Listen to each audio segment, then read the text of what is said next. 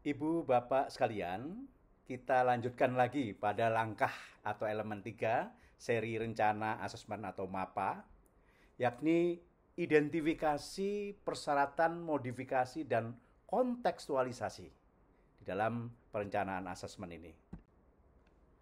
Baik, langkah ketiga ini yakni identifikasi, persyaratan, modifikasi, dan kontekstualisasi memiliki 4 kriteria untuk memenuhi kebutuhan kontekstualisasi dan modifikasi. Yang pertama adalah informasi dari asesi dan tempat kerja asesi. Jadi untuk informasi dari asesi ini adalah kebutuhan karena karakteristik asesi, yaitu contohnya adalah kebutuhan khusus.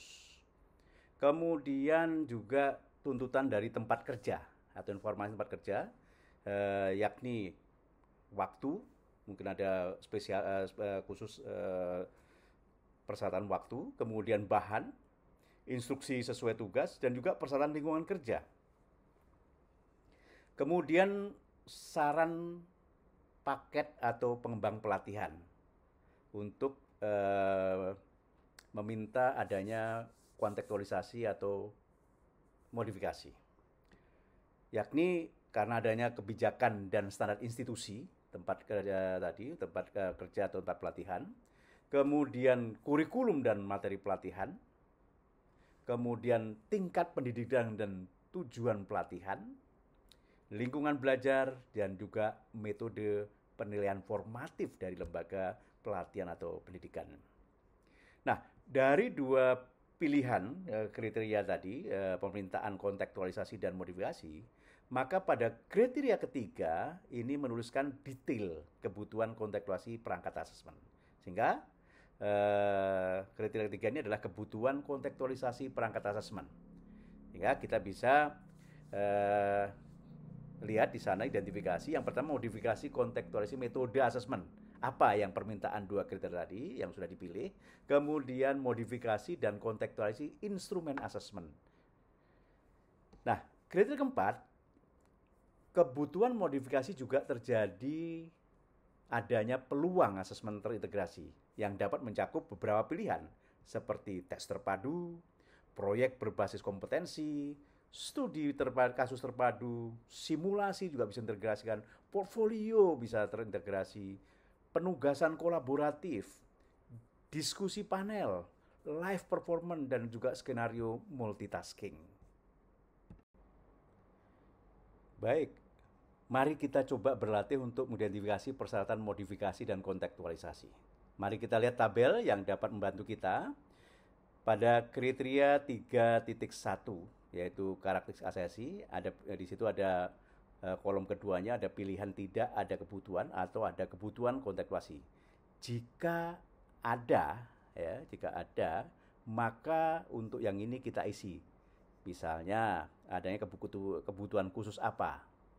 Kemudian pada B, kebutuhan kontekstualisasi terkait tempat kerja, maka bila kita pilih ada, maka yang kita isi bisa kita lihat bisa waktu, bahan, instruksi sesuai tugas, kemudian juga persyaratan lingkungan kerja, dan lain-lain.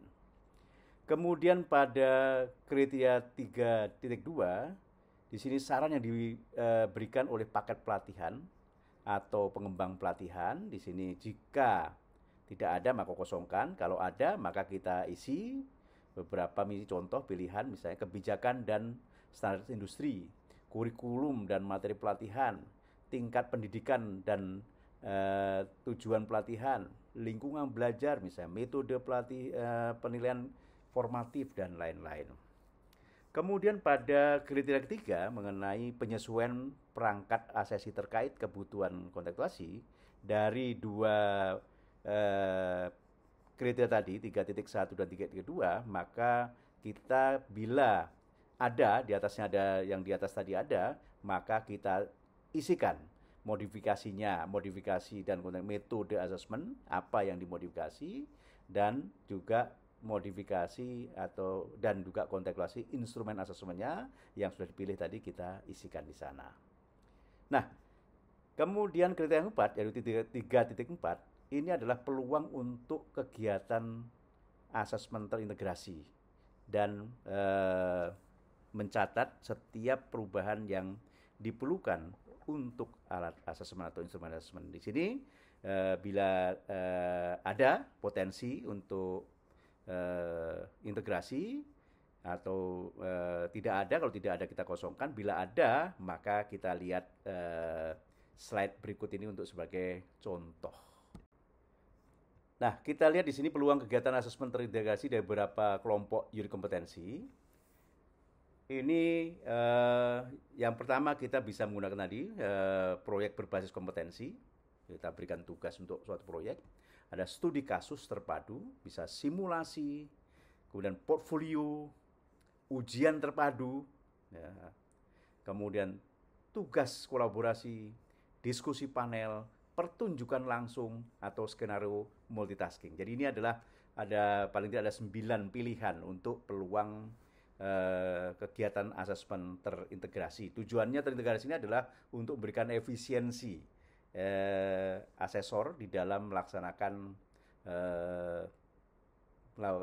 asesmen. Jadi selain efektivitas, maka kita bisa mendapatkan efisiensi di dalam melaksanakan asesmen itu. Baik, itu tadi bahasan kita pada langkah ketiga. Silahkan dicoba lagi satu kasus lagi yang bisa Anda lakukan untuk kemudian kalau ini selesai, maka kita lanjutkan pada langkah keempat. Terima kasih.